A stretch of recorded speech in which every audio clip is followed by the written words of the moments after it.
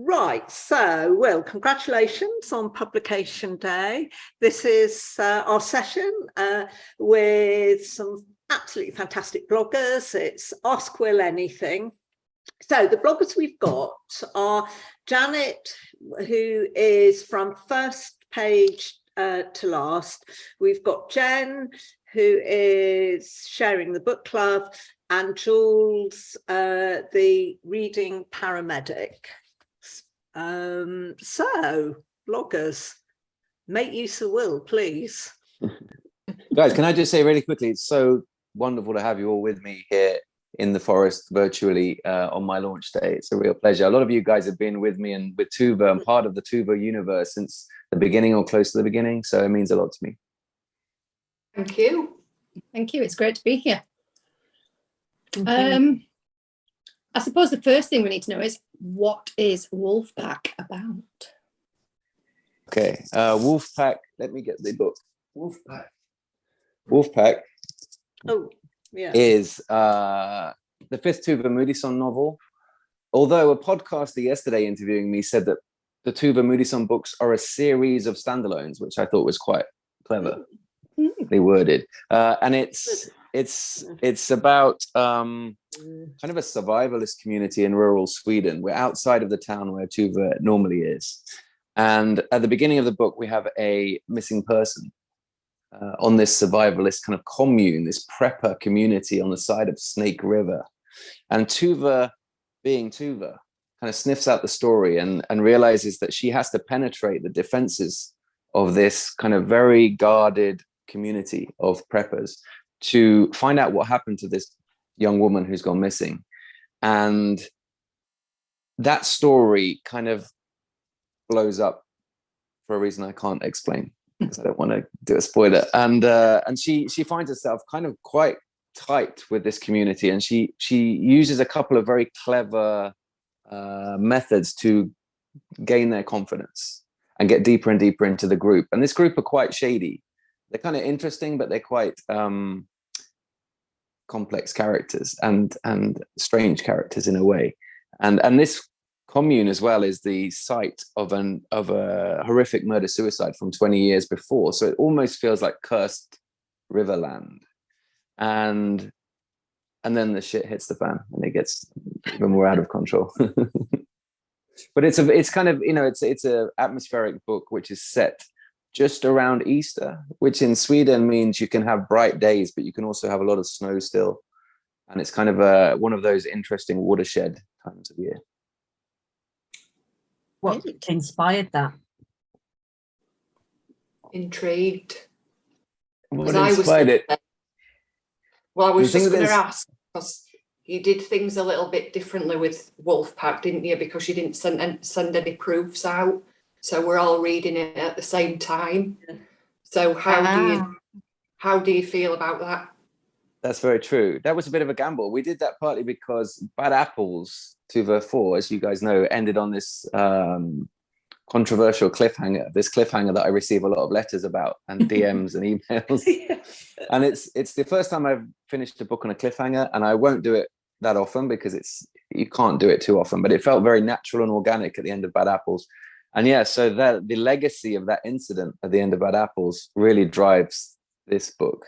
And Tuva's she's always dealing with things in her life, in her personal life, and she's always backed up by her friends and mentors. But here she's really dealing with a lot on a personal level. And I think at times it gets very dark and she starts questioning, do I need to look out for my own safety in this situation? What have I got to lose right now? Because things are so bleak.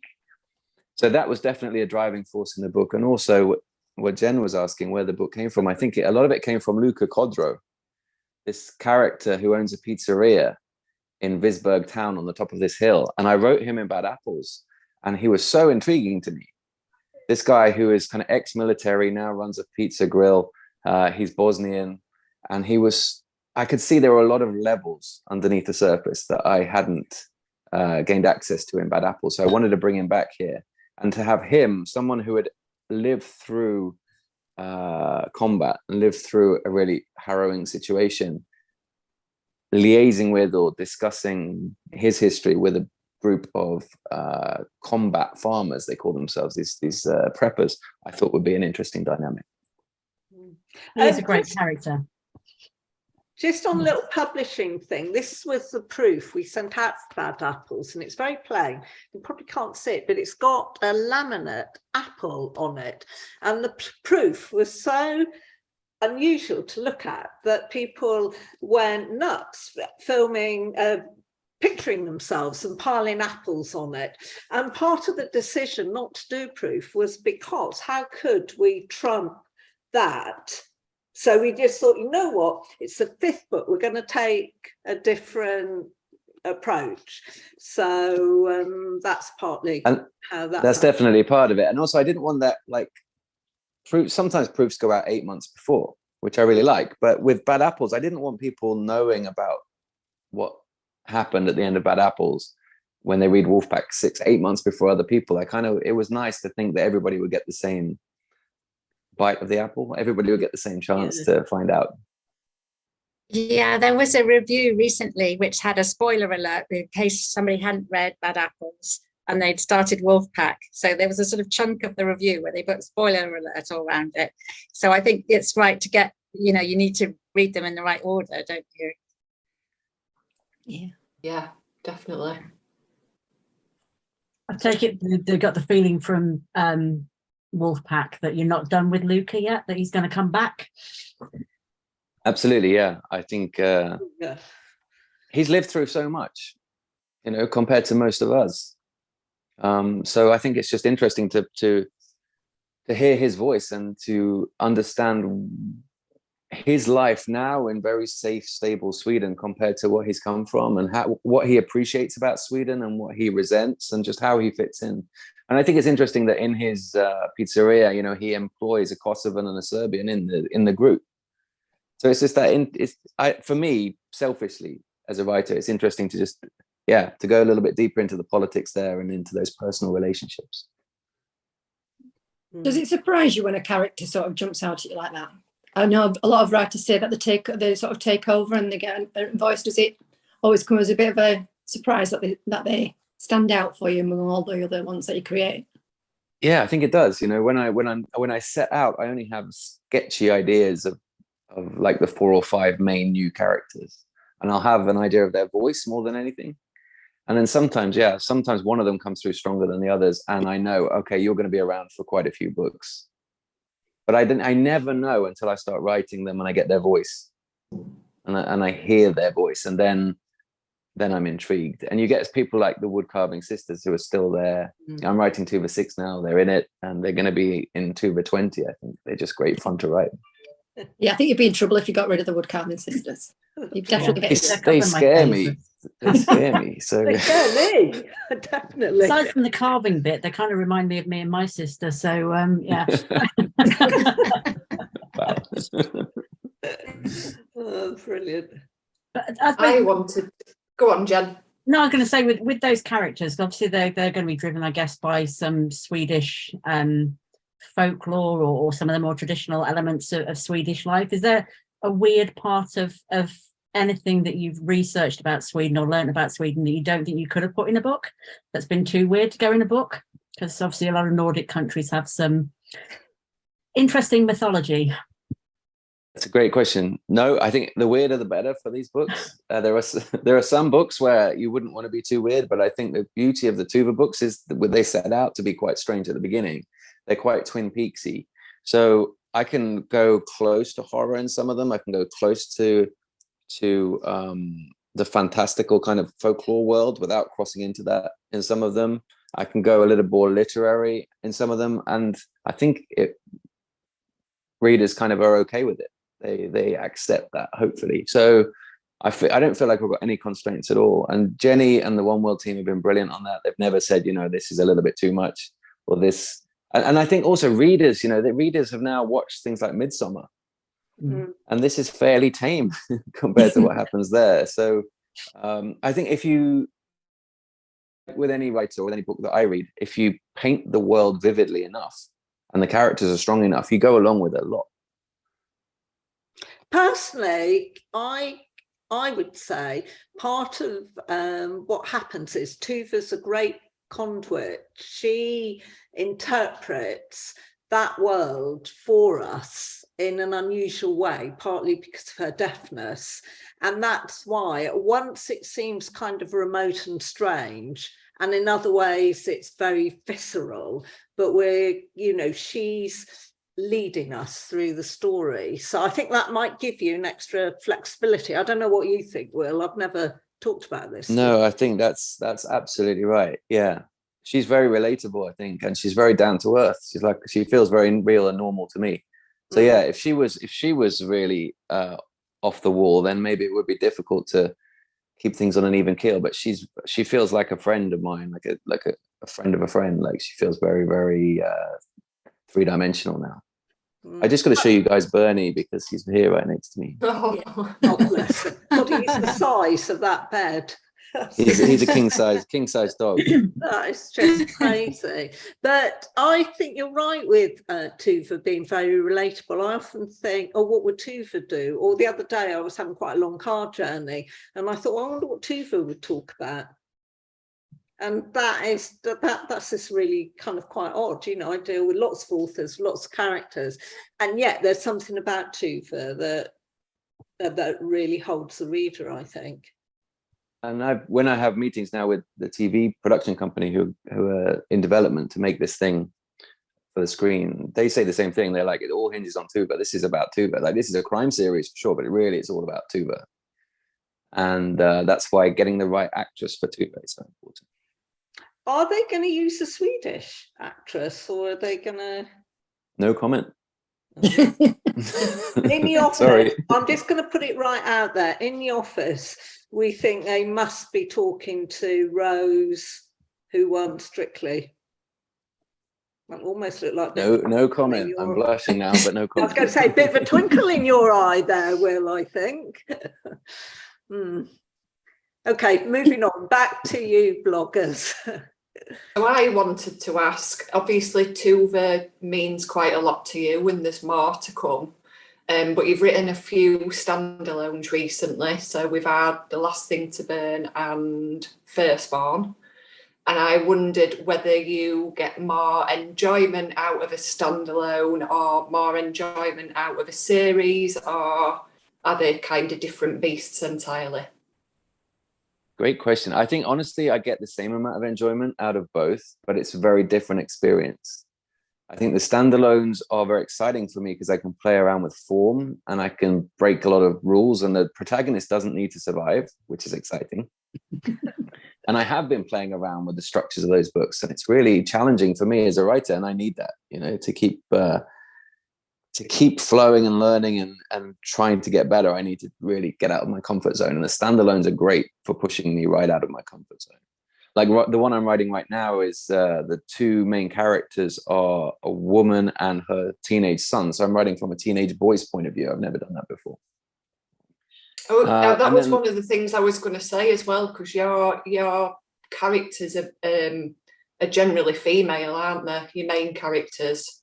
So it's quite interesting that you're going to be doing something with a male character. Yeah, and weirdly, I didn't know I could do it. I didn't know if I could do it, which sounds straight crazy, but it's been tough and exciting to write a male character and a younger character as well. Which do you find easier? I find it all really hard. I find it all so hard, and getting harder and harder, because the more you kind of know what interesting characters are and what interesting stories are made from, the more difficult it is to go there. So I find it hard. I was talking to Chris Whittaker about this Capital Crime, and we're both kind of crying in the green room saying how difficult this is getting. And it is hard, but it's wonderful when you break through, and you know, when I finish the first draft, I'm absolutely knackered because it's so intense, but it's like, it's done. You've created an imaginary world that never existed before, and you can then hone it, work on it for 2, 3, 4, 5 years. But going back to Jules's question, like, I think the standalone novels are challenging and exciting, and the Tuva books are exciting, but they're also really comforting for me, because I'm going back into that world, and I'm so happy to get back into the voice of Tuva, and she's so much cooler and funnier than me. It's very refreshing to be in her shoes again. And I love walking those streets in my imagination, the streets of Gaverick, and revisiting those characters. So hopefully it's like that for the readers as well. It's kind of, the Tuva books are very dark, but they're a little bit cozy as well. Not cozy, but comforting, because you get... I think your 2 standalones were pretty dark as well. They're all going to be dark, guys. I think I'm not going to be writing a rom-com anytime soon.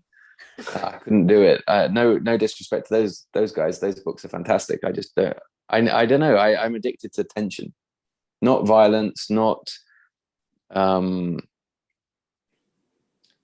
even like shocks or suspense. It's more tension, that low simmering tension that I really like. And as a reader, that's what I love, and that's what propels me through a story: tension plus great characters. So yeah, I love writing both. And each is a palate cleanser for the other. Like after I finish the Tuva, that's very intense, very Nordic, and I want to write something completely different, set somewhere else. And then when I finish that, I want to go back to Gaverick. Talking about set. Oh, go on. Firstborn is New York City, busy.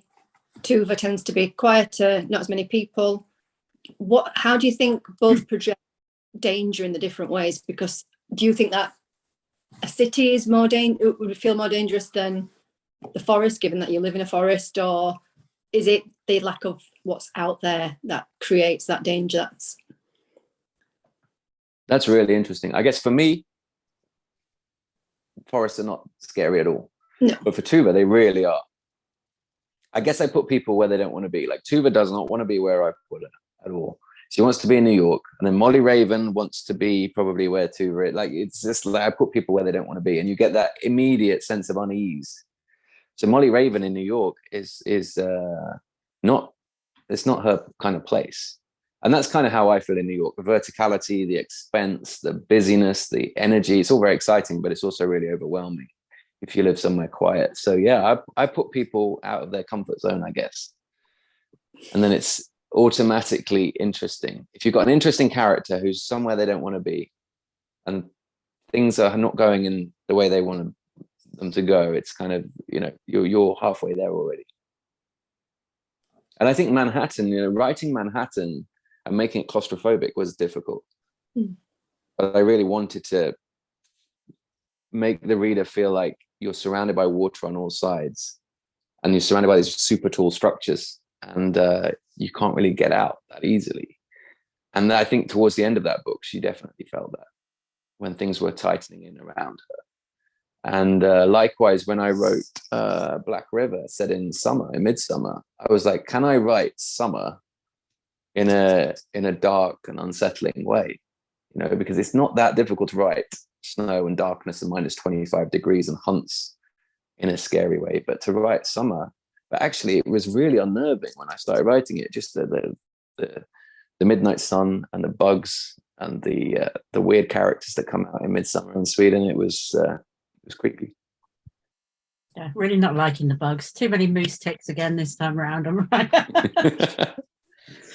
Well, welcome to my life. Well, you've just got an American publisher now, and your books are going to be, Tuva is going to be introduced to America. How do you think the American readers will take to her? I think you just announced that, Jenny. That's but that's fine. That's fine.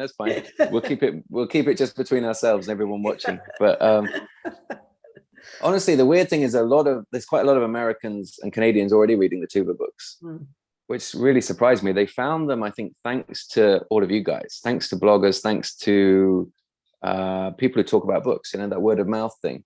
And they found them, and they order from Waterstones and pay a fortune to get them shipped over to America. Wow. They pre-order from Goldsboro. There's a lot of Goldsboro clients in America. And so, yeah, there's a team Tuva over there already, which is really, I never expected that. And it's nice. And they totally get it. I think Scandi crime doesn't do so well over there generally. The kind of the true pure blood Scandi Nordic noir, the Wallanders and stuff are a little bit difficult to, they're not so accessible because the names are unpronounceable and they're quite dense. And I think these books are a cross between Nordic noir and the kind of Stephen King style books, small town books. And so yeah, they've taken to them, which is really nice. Sorry, can I ask a question? Can I ask a question that's like just a little bit off tangent? So I was just going to say that I think it's fair to say in the book world, Will, that you're now quite famous.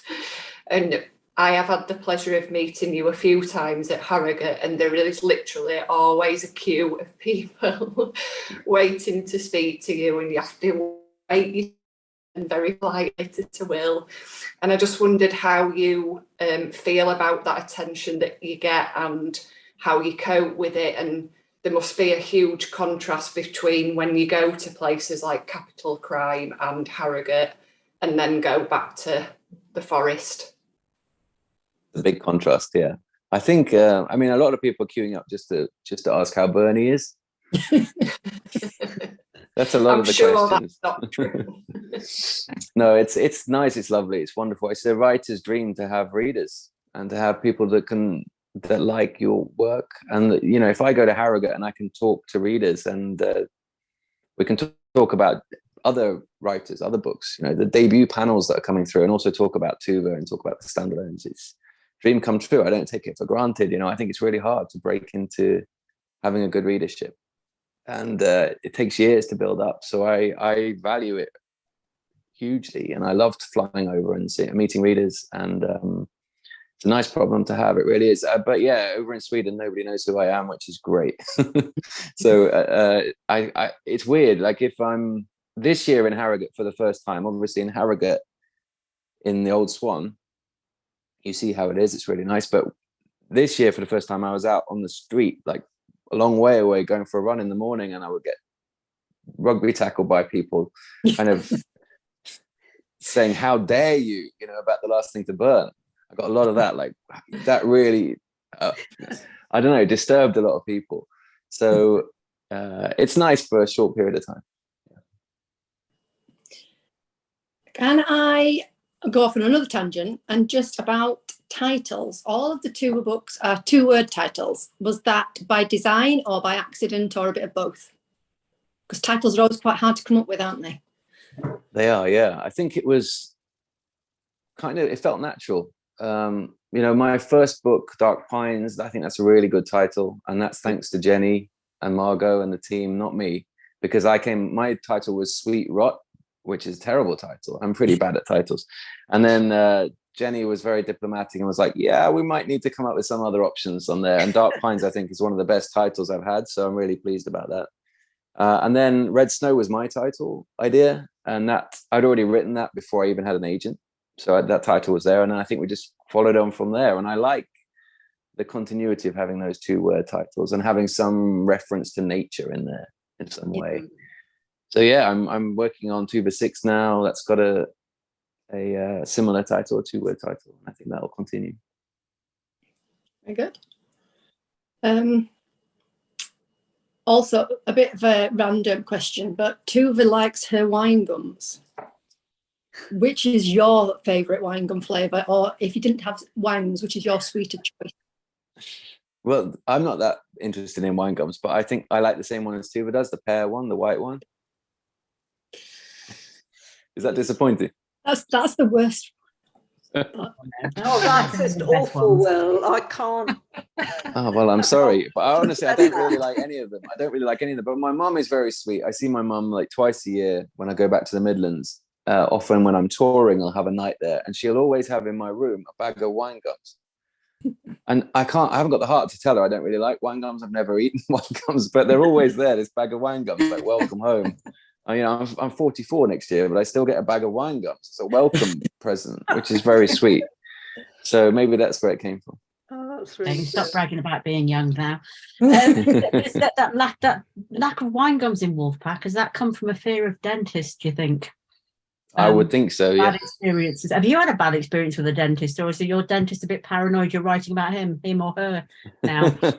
No, I don't think so. I think my dentist is nice. He's a friend. He's good. But I think the way the dentist thing came about was I saw this I don't know if it's a dream or a thought, but I saw this sign in my mind's eye in a dentist's window on the door that said no refunds, and I was just like, I've got to use that. I don't know where that came from, but I need to use that. And then I just came up with this bad rural dentist.